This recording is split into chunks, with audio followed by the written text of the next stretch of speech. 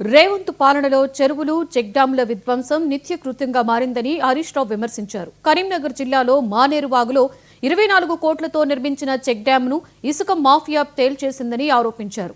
ఈ బ్లాస్టింగ్స్ చూస్తుంటే మేడిగడ్ల పిల్లర్లు కుంగిపోవడం వెనుక కూడా జిల్టెన్ స్టిక్స్ కుట్ర ఉందేమో అని అనుమానం వ్యక్తం చేశారు.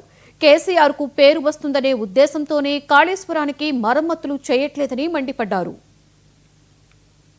3 కిలోమీటర్ల టనలు, 1536 కిలోమీటర్ల గ్రావిటీ కెనాల్స్ అన్ని బాగుంటాయి. కాస్టింగ్లు, ఈ జిలటిన్లు చూస్తా ఉంటే ఆనాడు కాంగ్రెసే కుట్ర చేసిందేమో, మేడిగడ్డ దగ్గర కూడా గిలటిన్లు పెట్టినరేమో, బ్లాస్ట్ చేసిండ్రేమో అనే అనుమానాలు కూడా బలపడతా ఉన్నాయి.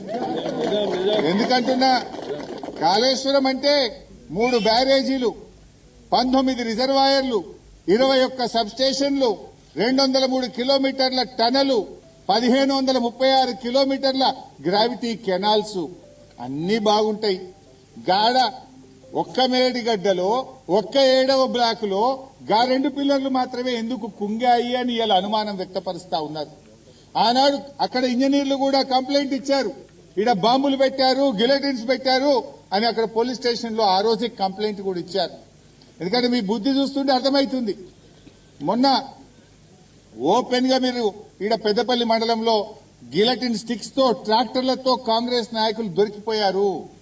ఇవాళ జమ్మికుంట రూరల్ మండలంలో చెక్ డ్యామ్ ను పేల్చారంటేనే మీ నీతి ఏందో, మీ ఆలోచన ఏందో అర్థమవుతుంది. కాస్టింగ్లు, ఈ జిలటిన్లు చూస్తా ఉంటే ఆనాడు కాంగ్రెసే కుట్ర చేసిందేమో, మేడిగడ్డ దగ్గర కూడా